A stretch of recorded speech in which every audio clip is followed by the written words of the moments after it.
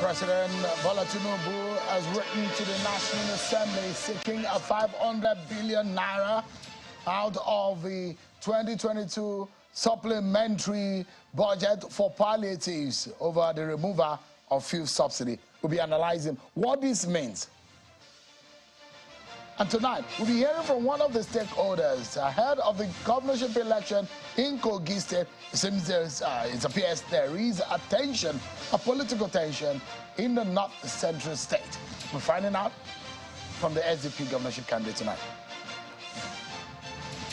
It's a pleasure having you join us, everyone. Welcome to Politics Today, live on Channels Television. I'm Sean Kimale in Abuja. We begin with some of the activities. It seems to be a day filled with a lot of visitation at the presidential villa. President Bola Tinubu today received some of his colleagues who were governors alongside with him in 1999 to 2023. They're called the class of 1999 state governors.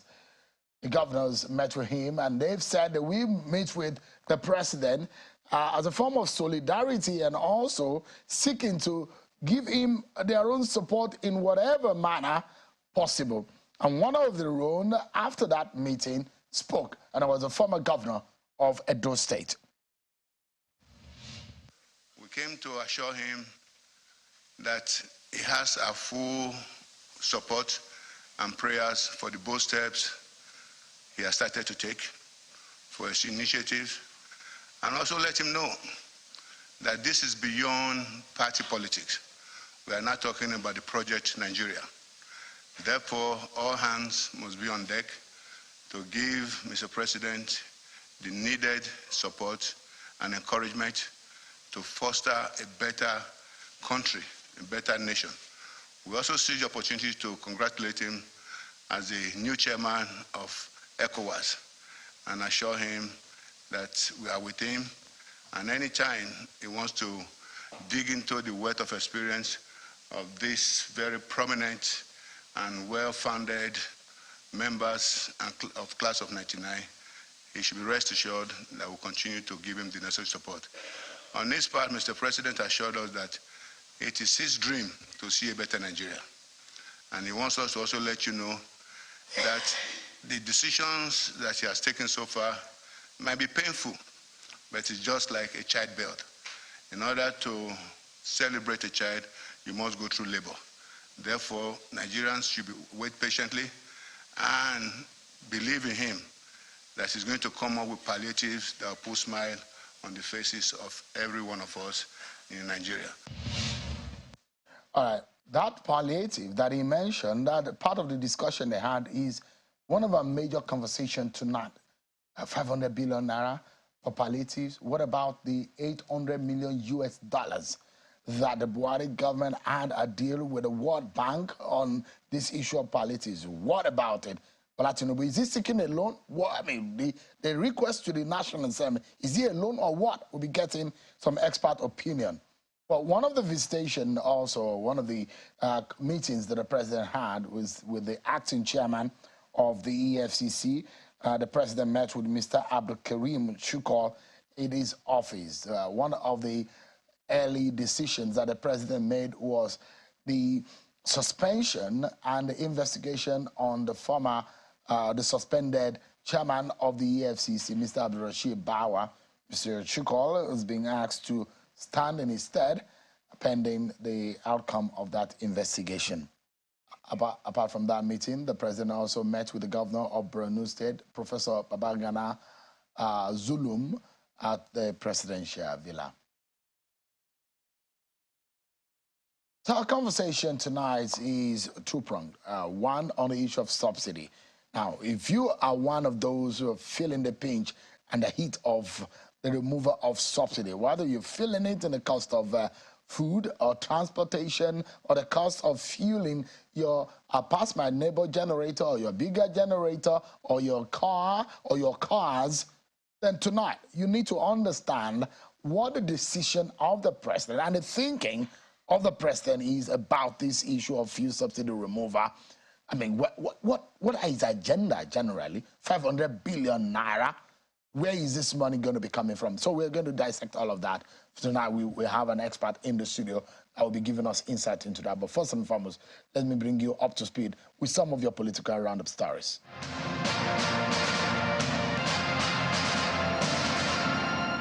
The Taraba State House of Assembly has confirmed 21 commissioner nominees for appointment into the State Executive Council.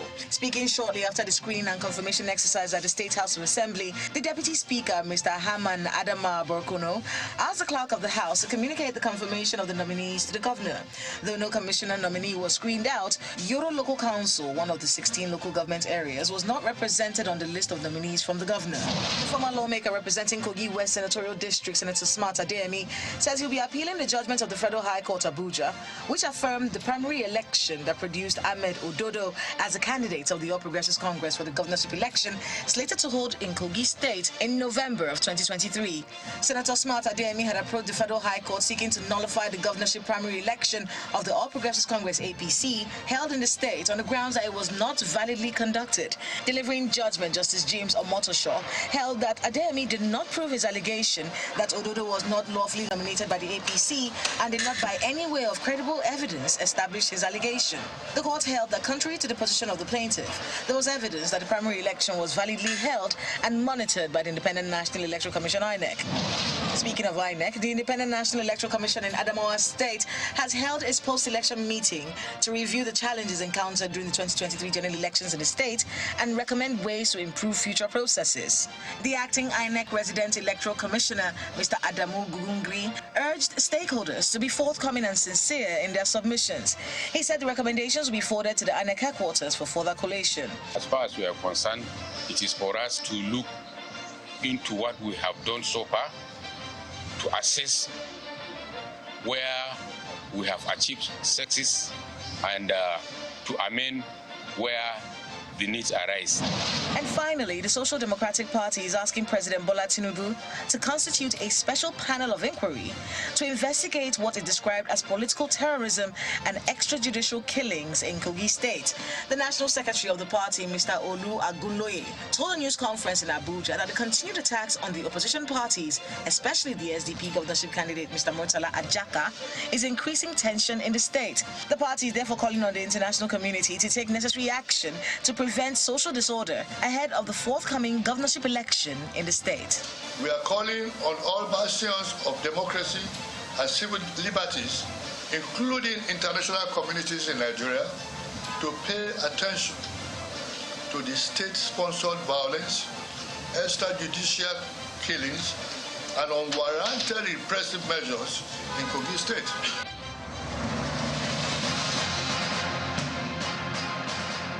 The matter in Kogi State also will get our attention. I will be looking at what the issue is.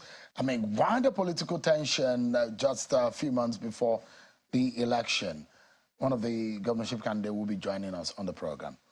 Let's get started with the matter of the fuel subsidy and what President Tinubu is doing. So today, on the floor of the House of Representatives, a letter transmitted to the National Assembly from President Tinubu was read, and that letter is about seeking an amendment to the 2022 Supplementary Appropriation Act. The president in that letter says that the amendment was to allow the federal government to source 500 billion naira for palliatives to cushion the effect of subsidy removal on premium motor spirit known as petrol. Let me allow you to listen to how we'll be coming to that information, which will be very important for us tonight. Listen to what the speaker, how the speaker read that letter from President Tinubu. Request for the amendment of the 2022 Supplementary Appropriation Act. I write to request the approval of the House of Representatives for the amendment of the 2022 Supplementary Appropriation Act in accordance with the attached. The request has become necessary in order to, among other things, source for funds necessary to provide palliatives to mitigate the effect of the recent removal of fuel subsidy on Nigerians. Thus, the sum of 500 billion naira only has been extracted from the 2022 Supplementary Appropriation Act of 819,536,937,815 naira only for the provisions of palliatives to Nigerians to cushion the effects of fuel subsidy removal. While I hope that the House of Representatives will consider this request expeditiously, please accept, Right Honorable Speaker, the assurances of my highest consideration. Signed, Bola Ahmed Tinubu. All right, based on that, when the president was meeting with the governors of the class of 1999, the president is asking Nigerians to be patient, promising that he will come up with palliatives to assuage the sufferings. What is the nature of these palliatives? And when he was meeting with them, he's made some promises that Nigerians' pains, he understands them, but the Nigerians need to be patient with him as he comes up with ideas on how to, relieve the pains of Nigerians. But let's get an insight and perspectives on this one. I'm being joined by a former presidential candidate and an economist, Mr. Tope Fasua. Thank you so much, Dr. Fasua, for joining us tonight. Thank you very much. I appreciate it. You look at it. You and I, you've been on this program and we spoke about the policies of this government. You agree that subsidy must go. But the fact a lot of people are criticizing is the plans to cushion the effect. Now, the president is now talking about the plans to cushion what? The people are already having the pinch already. But give us an insight. Is this a loan? Where is this money coming from? This is coming from 2022 Supplementary Appropriation Act budget. What is this all about? Is the money floating somewhere? Is it in our purse? Is it kept in one bank? You are the expert. Give us an insight. Okay, thank you very much. But as you heard, nowhere was loan mentioned. I've already seen online people suggesting, oh, they are going to take loans and all of that stuff. I mean, this is like sort of a variant from the supplementary budget of 800 billion plus, which President Buhari got against the 2022 budget itself. A supplementary. Supplementary to the 2022. So nobody's talking about the 2023 budget now. Just 2022 budget. That bill actually went in somewhere in December 2022 to say that, look, because of the flooding that happened in 2022, there was need to spend some monies and so on. So what we're doing now is to say that, look, the flooding is an issue, but now there's a general problem which needs to be attacked. The government so the funds has taken at the time was 816 billion. Exactly. So the taking 500 Tinubu is now wants 500 billion out of that, and that's I mean, I think we have some financial geniuses in government, already, and that's a good move because we're not talking about. I mean, you see, when you're running a government, you must think of everything. You must think of everywhere you can get money. So this is one place that can get money. It's not about borrowing new funds. Remember that Nigeria, as an entity, as a country, every day we're making money. We're making money, ships are berthing, we're making money in MPA, in Masa, in FAN, we're making money everywhere, in customs, people are clearing goods. So it's an ongoing thing. At the end of the month, they come together, they say, okay, this is how much has been made, how do we share it and all of that. So I think Nigerians should be happy that at least now we're moving on the issue of palliatives and reliefs for the people, having taken the very hard decisions that the government has taken. So in my mind, and I don't know, and we need to hear from government what their plans and a global. We Nigerians need to be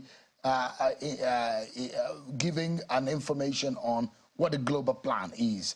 Now, the 800 million US dollars, that money from the World Bank, you have to spend it from, have you taken for it? what? No, have you taken it in the money has been approved. World Bank has come to Nigeria.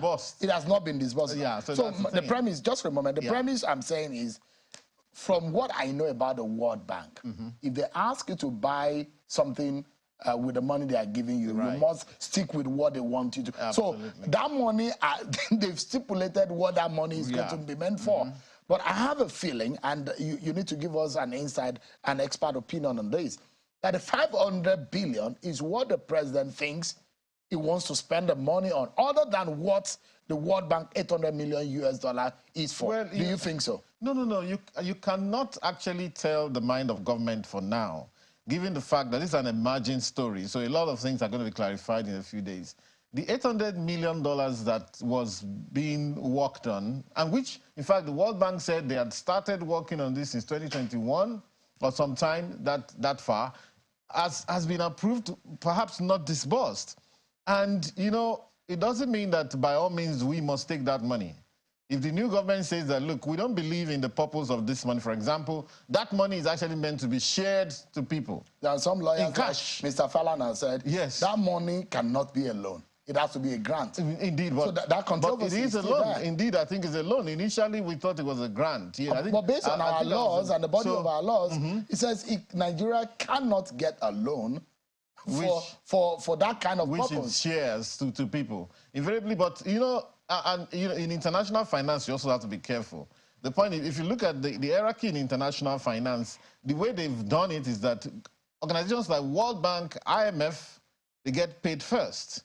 And it doesn't matter what they call the kind of money, if you have to pay back at some point in time, it's a loan. So I don't think that the present government believes in giving out cash handouts, except in very rare cases. And of course, you have to safeguard that to ensure that it actually goes into the right hands. We had some very bad experiences around COVID time when monies were disbursed in that manner. So I don't also believe that this 500 billion is going to be spent in that way, you know, because I think we have a bit more deeper thinking in government now than what we used to have. I mean, and perhaps I could second guess them. Yeah. That perhaps where there's a need to spend on transport infrastructure now.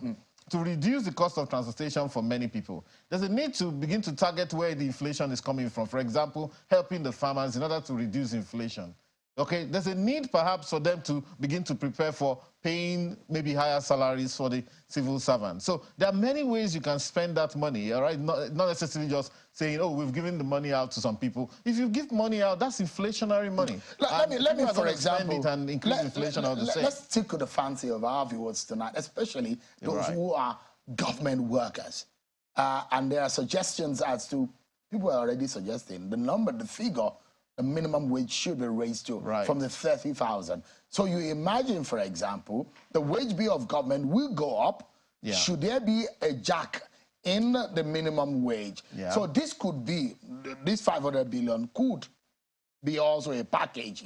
Should it? I mean, that could be a low-hanging fruit, isn't it? Money directly into the hands of people. Well, you got to be very careful about that. Their purchasing power has dropped. Absolutely, indeed, yes. But you have to be very careful about that. How high do you want to go? Remember that, number one, you still have to think about whether the private sector can catch up with it. Because whatever you're doing in the public sector must be replicated in the private sector. I don't want people to sack staff and all of that. So how do they cope? What about the informal sector in general? How do they? So if you give money, it's been done before. You give money to a public servant, they rush to the market to buy things, prices go up, and other people begin to suffer. So yes, it seems like there has to be an increase in wages across the board, even in the private sector where I operate. Or even now, I've increased my staff salary already without, because it's just we see what's going on in the country, and of course, you must do the needful. So, but again, I wanted to say that this 500 billion is just the beginning. This is the government of renewed hope. Okay, it's just a case of, okay, listen, there's a 800 billion there. Can we claw it back while we're thinking of other things? And of course, I believe, look, and if you look at the savings the government is going to make, the government is going to be getting considerably more money as a result of the floating of the naira. More naira is going to come in for every dollar income that comes in for government. And of course, again, in terms of, apart from the floating of the naira, even in terms of the deregulation of the sector, of the petroleum sector, there's considerably amount of money. Considerable amount of money is going to come in. For those of us who are not very we're not economy and finance, we don't have so much knowledge like yourself. Where is this money? Was it hanging somewhere? Is it being kept somewhere? No, like I said, the 800 billion is the money. Like I said, no. So it's a case of, listen, if you set a budget for this year, for example, and you say, okay, you know what, I want to spend 10 billion this year, but I need, at the end of the year, you say, listen, I need 500 billion more for this same year that I need to spend. Okay, so there's a budget, there's a financing aspect of the budget, that this is how we're going to finance the budget. Arrangements will be made in time as to where to get the monies from. So that extra budget has been provided for. So it's a case of, and again, like I said earlier on, Nigerian government makes money every day. So we need to also, yes, so and I wanted you to explain that, because our viewers need to also understand that you cannot spend government money without appropriation. Absolutely. Appropriation is a process, to say, an approval process. Absolutely. That every kobo that is spent, so there is an approval, is a window of approval that has not been spent and used. Exactly. And the possibility of government being able to use it. Absolutely. Since there's a 2023, the budget. Repurposing, basically. And you could see from the letter that was read, you know, that this government intends to do things the right way. We've seen in the past, sometimes when government gets arrogant, they spend whatever. Later you'll be hearing, oh, they spend this much. For example, all of the things that went on with central bank and so on. But this government is trying to say, listen, according to the law, and you could hear that in the body of the letter, that we are not going to spend this except we tell you that we're not going to even repurpose this amount except we get approval from you. That's I'm exactly just imagining that President Tinubu will come out on a day to announce palliative plan for the nation, a comprehensive palliative plan. Because some states, I believe that's coming. Yeah, and I think that it has to be a robust. Absolutely. I'm thinking don't even call it palliative, really. I don't like the word palliative because it sounds like a plaster on a wound. You know what I'm saying? There's a wound, isn't it? We need a proper treatment for that wound. So, you know, before you just put a plaster on the wound, you're going to treat, you're going to clean that wound and all of that before you, and then you're going to say, okay, when are we removing this plaster? And so on. Before we, so invariably, I would want, you know, things like reliefs in the immediate term, but a much more comprehensive idea will be sold as to where this economy is going to, essentially harking back to campaign promises, you know, how much growth rate you want in the economy, how many employments do you want to create in the economy. We can even decide to have a job focus. Okay, I mentioned inflation management earlier on to say we can't just keep talking about, you know, interest rates. It's not working. To increase the interest rate and keep increasing interest rate, it seems not to be working. There are other ways also to assist you in managing inflation. But I think what needs to be also looked at now is to have a job focus, to target what they call in economics, you know, full employment. To say, okay, listen, how can we reduce this 33% unemployment to something much more reasonable? And indeed, I say to people that, listen, whether there's jobs in our public sector, still, we're not talking about people pushing files. We can also use that as a way of doing the palliatives. Say, you know, there's a job in the public sector, you know, they can collaborate to the private sector, in the environmental sector, in the security sector, in mass mobilization, in social work. Do you know that 70% of people who travel out of Nigeria, all the Japa people that we talk about, they go to do social work. You know, they're taking care of, you know, mentally disadvantaged people, old people, sick people and all. We haven't even started. So if we do that, we'll be creating the enabling environment for the private sector to say, okay, now this is a country that is getting organized. Let's take money there and see how much money we can make in that country. The policy has thrown up, the initial policy of this government has thrown up a lot of things.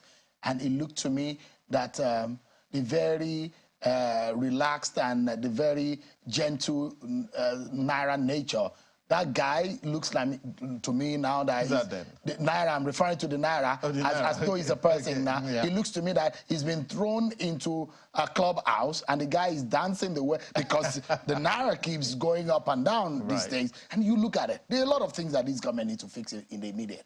I mean, it needs to assure food security. Right. The security on a larger note needs to be secured. Human capital development, that also needs to be taken care of. Job security, foreign direct investment, the fiscal monetary policies have to be intact, because the Naira and the economy is on the brink. They need to manage it in such a way that things are not falling apart. Look at what some of these state governments are doing. For example, Rivers State, just yesterday, made an announcement and thrown open free transportation for the citizens of that state. That will cushion effect in some ways. Other states have said, look, go to work for 3 days and just sit at home and, you know, productivity. So a lot of these issues will come up. But how this government is able to tackle and react to these whatever, because it's the government that says it will hit the ground running. Right, and it has actually. For 44 days or 45 days after, look, it's not how easy. much of the eating of the ground Okay, running? out of that 44 days, maybe about 25 days, we hadn't had a National Assembly. I mean, in that 44 days, special advisors were announced, Right now, they're almost pushing the names of the ministers forward. We haven't actually had a government that has moved this fast even since 1999. It takes a while to organize government on a national level. I saw Taraba State inaugurating its commissioners. Very few states are going to be able to do that in this short period. Some people will tell you that Obasanjo's first time was... Because of us, of course, it was arranged, basically. I mean, it was military trying to leave. A lot of people who formed that government were ex-military people and so on. But this is... I could see that the government is actually moving quite fast. So I think a little bit more patient, a little bit more patient, and I think we're going to be able to get a very comprehensive plan on behalf of government. That people are going to see themselves in that plan to see where their own hope is coming from. Haven't taken the very difficult decisions that we need to take. Dr. Fasua, one question I was driving at, with all of the list of the checklist on the minds of the likes of Mr. Wale Edun and those who are around him, because he's the one that is advising the president, and the likes of Mr. Zaka Adedeji, those who are now advising the president about the issues of the economy. On a long list of what I've said, the checklist has to be, from your own mind, there has to be a low-hanging fruit, because the suffering is immediate. That has to be dealt with. Right. So the 500 billion is a low-hanging fruit. Palliatives are low-hanging fruit, things we can do in the immediate, but what I think we should also be more concerned about... I mean, we've not talked about the breaking down of the palliative. What could the palliative That's part of what I suggested earlier. You mentioned what Wike is... I mean, what's the new guy in... Fubara. Fubara, Sim Fubara, Sim Fubara. He's doing in Rivers State. I wish a few more states would take such kind of initiatives. The federal government can assist them. The transport infrastructure, we can decide that, okay, usually there's this issue of buying buses and co, which we can use for 1 or 2 years, Not very efficient, but hey, in the interim, if people are groaning, all right, then you want to do that, so you can spend some of the 500 billion on that. You can use that to also create a few more jobs and pay people and expand, the number of people that are being paid by government. You can use that to partner with the private sector. In order to, in China, for example, the private sector is very, very key in their poverty eradication program. What they do, they have a fund, the private sector brings its own. In fact, the private sector guys will go build the houses for the people in the village, take them to these new houses, build, glass houses for them, to do more vegetable stuff and all of that. And their productions were going up times 10. And there was a bit of profit in it for the private sector. Guess how much? And I think that the government can set aside some fund to say, listen, this fund we want to partner with the private sector towards reducing poverty in the country. And I think we need those kind of financial engineering whereby you can leverage government funds beyond just saying, we want to go and spend the money, give the people money to go and eat. And at the end of the day, in a short while, the money is gone. So I think that we're going to be seeing a lot more deeper thinking coming from this. And the other issues you mentioned earlier on in terms of things that need to be done, monetary policy, fiscal policy, I think by the time you have people manning this and there's proper direction from the president as per, this is what I want, you're going to be seeing some real firepower going on in this economy. The U.S. spent about $5 trillion on what? During the COVID on period. COVID, yes. Gave a child about $500. Nigeria spent $50 billion less. $1,200. And we'll probably get there in time. No, the question I'm asking is the administration of these palliatives. Because we've had a very bad regime of administration of palliatives, where people were hoarding and doing all of those nonsense that people, food that people would have gone to people's homes during COVID are being kept somewhere. I mean, these were not so palatable, and that on one hand is one thing that the government needs to start thinking about. And I want you to anchor on giving your own view on how government needs to go about it, because you look at it. A lot of the Americans at that time were getting $1,200. $1,200, by the way, is a lot of money.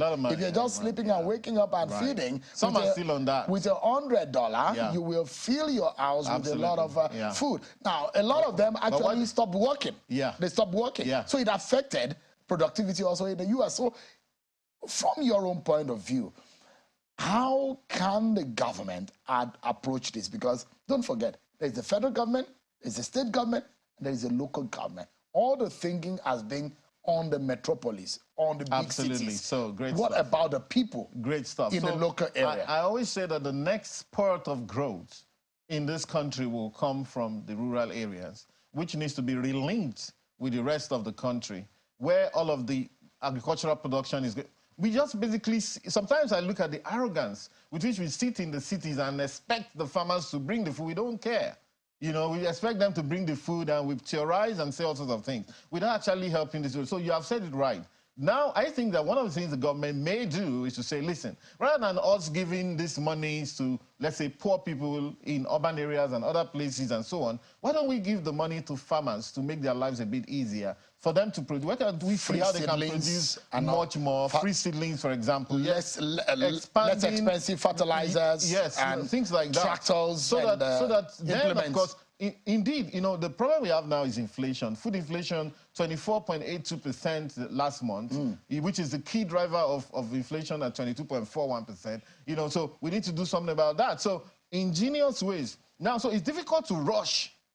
Sometimes when you rush too quickly, you make some of this. However, also, remembering that the people are going through excruciating pain, we can't spend too much time. I think, and I'm hoping that very soon, the government will give us that blueprint to say, this is the magic we want to work. You know what I mean? Yeah. Some committees have been set up that are supposed to work on this. I believe that hopefully they are going to bring out some template to say, and to the people, to assuage the feelings of the people and say, guys, this is the global picture. This is where we're going. Once you do that, people will queue behind it. Thank you. Dr. Tokpe Faswa, an economist, a former presidential candidate in the 2019 election. Thank you so much indeed. Thank you very much. Part of the committee at NEC includes some of the governors, like the likes of former CBN governor Charles Soludo, who is the governor of Anambra State. And hopefully, when they come out with their own blueprint, we see where the government's direction is on these issues. Thank you so much indeed for your time. I appreciate it. Thank you very much. We take a break, everyone. And when we return, Muritala Yakubu Ajaka will be joining us. He's the SDP governorship candidate in Kogi State. There seems to be some political tension in that. So what exactly is happening? We'll be hearing from him after now. Join us again, everyone. Thank you so much, everyone, for staying with us. Let's get to Kogi State, where there appears to be some political tension there. And this time around, the usual tension you will find is between APC and PDP. But it seems things are happening differently. But why? Recently, we've heard the SDP governorship candidate there, who was a former leader in the APC national body, the NWC of the APC. Well, he since went to the SDP to get the ticket of the party after he lost out in the governorship primary. But things are really getting awry. As you remember the crisis when there was, the governor made reference to the fact that he was waylaid on his way back to Lokoja, and he had accused the SDP candidate and some of his allies of being behind it. The SDP candidate has fired back to say, no, it was in fact the governor who attacked them. But what exactly is going on? Recently, there was also an alleged attack on the SDP campaign office in Lokoja. Tonight, we have the SDP governorship candidate, Muritala Yakubu Ajaka.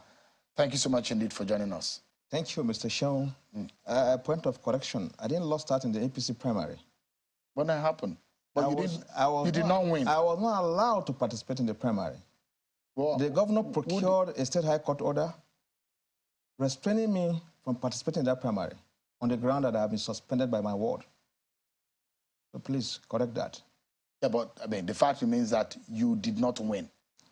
How can is it a fact that you're not the governorship candidate? I did not participate. I was not allowed to participate in the primary. So you did not lose? So I didn't lose. So if I had participated, you would have won. Nobody could have stopped me. All right. Now that you have cleared the air, that's fine. So just for the record. That's good. You are the SDP governorship candidate now. By the grace of God. And because of the incident of, I mean, what you explained now, that was why you moved to the SDP and you got the ticket of the party.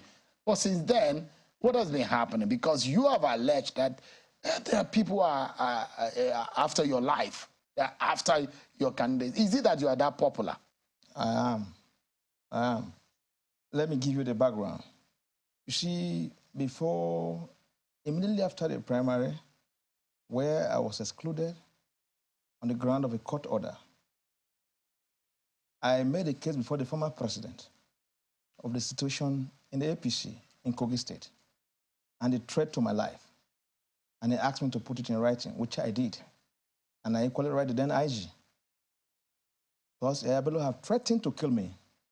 No way. That's a very heavy allegation. Yes, and that's exactly what he's doing. I'm coming, Mr. No, just for a moment, no, because, you know, this is a program where you can lay a heavy allegation against someone and without, especially allegations on the issue of bordering on murder and assassination, you need to be able to show evidence of what you meant by that. How is he? Who have you?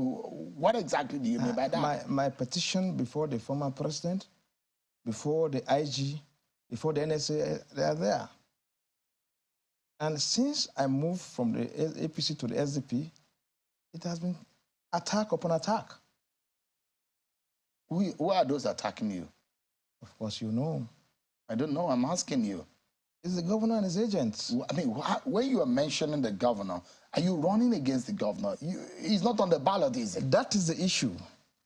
The governor is not on the ballot, but he has taken it up upon himself to campaign for the candidate.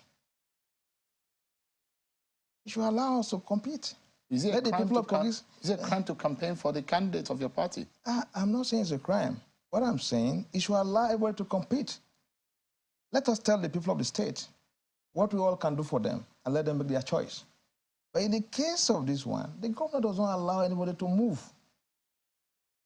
Once he knows you are popular, if people are with you, the next thing he will charge you with terrorism.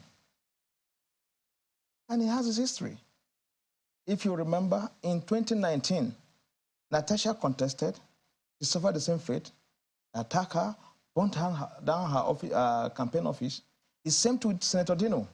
So, but when these things are being done... So the governor and the government have the issue of violence. Has it being officially, by any court of law, been established that it is the governor and the government that is doing this? So because you need to be clear, you are speaking to Nigerians, and this is a national television of great impact. So you need to be able to choose your words carefully when you're making allegations of that weight. It's not an allegation, it's a statement of fact. Based on your closeness with the governor. Is that how you have privileged information about this? It's not based on my closeness to the governor. It's based on what has happened and what we all know. What you know and what is legally acceptable are two different things. If it has not been proven in court of law that this person did this, you can't for sure say that the person did it. The facts are clear. The point I'm making. The facts are clear. The facts are clear. What is the fact?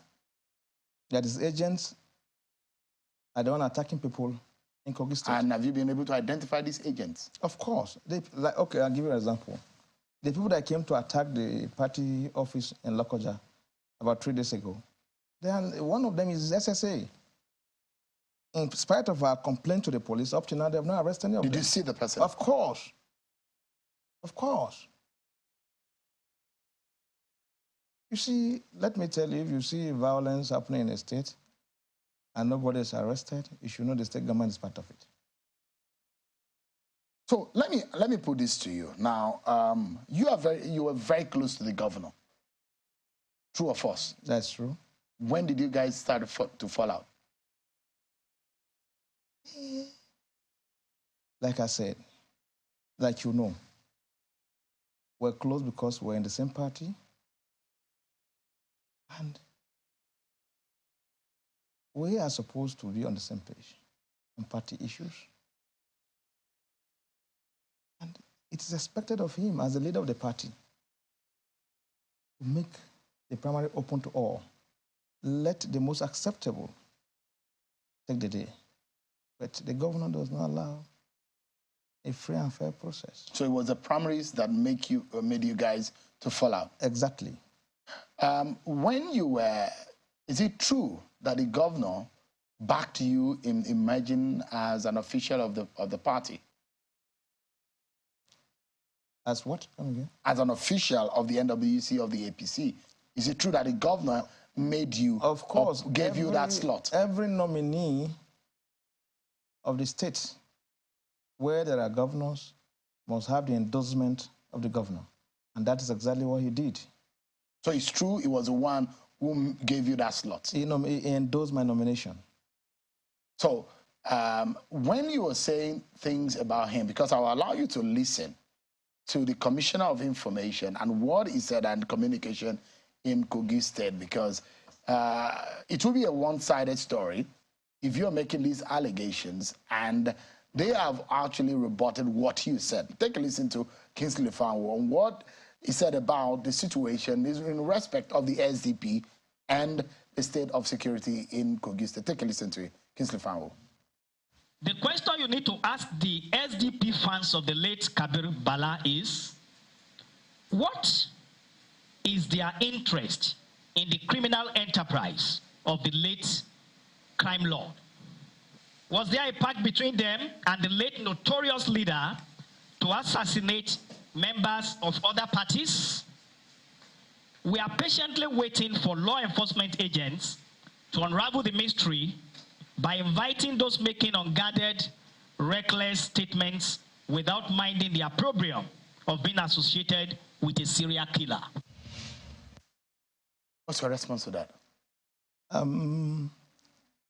The fellow in question, the late Kabiru Oko, was a leader in APC. And they are the one that appointed him as the leader of APC in Kogi East. In fact, he was a delegate at the last party convention. They lost out with they had issue with this guy since the day he renounced his membership of APC. They were the one that brought him from prison, pardoned him, in order for him to work for them, which of course he did work for the party. But since the day the man says he's no more supporting Yaya Bello's or Dodo's agenda, that is when the trouble started with him.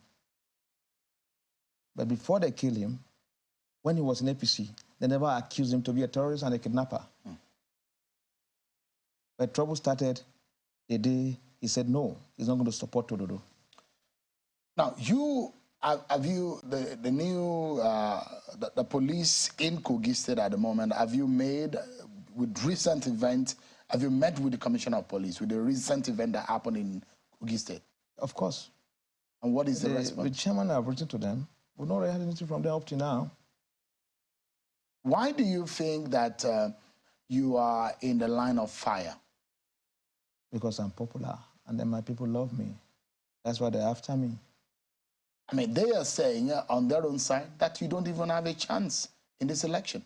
They're just giving themselves hope because they know they're on their way out. Did you hear what the AA candidate said when there are talks about him stepping down for you? He said it was an insult to have said that he was going to step down for you.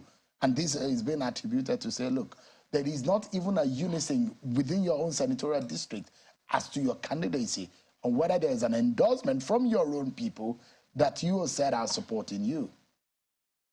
Well, the people of the East have endorsed me, and I'm not aware where he said it's an insult for him to step down for me. And once I get the clip, I'll respond to him accordingly. Yeah, and nobody is forcing him to step down for anybody. Let me read out to you. Mr. Jibrin has released Admiral Jibril. You mean, yeah. And it says, our attention has been drawn to a fallacious and apparently malicious online publication by some reporters mischievously purporting a fairy tale withdrawal from the governorship raised by Vice Admiral Usman Oyibe Jibrin of Kogi APP for Alhaji Murtala Yakubu Ajaka of SDP. We therefore write to make the following clarifications: that the said publication is completely false, totally mendacious, and the hallucinatory imagination of the publisher who, in search for cheap publicity, decided to concoct a totally baseless and unfounded fallacy against the person of Vice Admiral Usman Oyibe Jibrin. Well, that is a statement from I don't have any response to that statement because Admiral Jibril is an elder and someone that I have tremendous respect for. Did you wish that he stepped down for you? I wish he stepped down for me, but it's not for me to discuss that here. But the argument, if you ask the Okun people in the Kogi West, they will tell you that it's their turn. How do you react to that? You see, in all fairness, if Yaya Bello is sincere with the people of Kogi State, if he had given to somebody from the West, of course, we would tell our people to wait. We would have flowed along that line. Even when the East were doing this governorship back-to-back, it has never happened in one local government, doing it back-to-back. If Yaya Bello has given it to somebody from the West, of course, it's natural for us to align with that person. But for you to give the ticket to somebody from the same ward with you, Abba, that can't stand now. So you think that Kogi West deserves it, but because the APC did not give the ticket to Kogi West, you threw your heart in the ring. Exactly. Is that fair? It is fair. That you think that Kogi West deserve it, but you are still running and you are from Kogi East? No. If APC had given the ticket to someone from the West, of course, the rest of us in the state that were in the party would have talked to our people in the East. They said, okay, please, let this thing go around. But as it is today, the candidate from the West that, those that are running from the West, they don't have the number to fight this fight as it is now. So the best thing for the people of the West now is to align with us. Let us fight this our common enemy, which is Yaya Bello. Why are you somewhat fixated? Because I thought that you'll be facing Ododo, who is the APC candidate. Did you hear Ododo campaigning anywhere? You'll be against the likes of Senator Dino Melaye, or against the likes of Honorable the ADC candidate Leke Abejide. I mean, you talking about Yaya Bello, but he's not on the ballot. So I'm worried why you keep mentioning his name. We should not be mentioning his name here. We should be talking about the race. Here's the problem. As I'm talking to you now, Yaya Bello is using the police to charge me for terrorism. Did you do anything wrong? What is the offense? This is his trademark. What is it? What are the charges? What are the allegations? He's charging me for terrorism. On what basis? What did you do? It's for you to inquire as a journalist. No, but have the charge been thrown at you? Yes. You are telling us now that you have the charge, that you've been alleged to have been involved in terror. Some policemen from Lokoja were looking for me yesterday on the ground that they have charges against me, as I was told. I went home to see the traditional rulers in Okun land, in the central, and in my own side, in my own central zone. The local government commission, the Commissioner for Local Government Affairs, called the Atar of Igala not to receive me. You can imagine a commissioner calling a first-class chief, the custodian of our culture, not to receive the governorship candidate. He didn't. I couldn't go in. Because I know what these guys are up to. Who told you that he was said not to receive? That's what I was told from the palace. Or could it be true? Have you confirmed it? Yeah, I confirmed it. That's why I couldn't go in. That's why I couldn't go in. All right. Because the government in that press conference they did in Lokoja, they denied that they would never do it, and they did not do it. That's their own defense. But they never said that. It's just politics now. They have done what they want to do already. They are just denying. They're just denying. Sean, you know this better now. They're just denying. All right. On a final note, what is your final word on the program tonight in respect of your race? You say that there's a threat on your life. Yeah. You think that you are popular enough, and that's why this is coming. What is your next line of action? Well, my next line of action, I've already written to the federal government through the National Security Advisor. I've written to the IG today again that anything, if anything happened to me or any member of my family or member of my campaign team, the state government should be held responsible, and they should enforce it on them to allow freedom of movement and freedom of speech in the state. Would you, because the lives of the people of Kogi State are important in all of this, would you also tell your supporters and your followers to stay away from violence? Would you be able to say that tonight? We are non-violent people. Or are you able to categorically tell your supporters tonight that they should stay away from violence? There is nobody supporting me that is promoting violence. None. Are you able to say tonight, to tell them, you have the opportunity, just 30 seconds to say it and preach peace tonight? I'm for peace. I symbolize peace. The problem is the state government. All right, we'll leave it at that. Muritala Yakubu Ajaka, SDP governorship candidate in Kogi State, I wish you the very best. Thank you so much indeed for coming in tonight. Thank you. Thank you, Mr. Sean. Appreciate it. Thank you very much. That's our show for tonight, everyone. Many thanks for watching. I'll see you tomorrow again at 7 p.m. Bye-bye.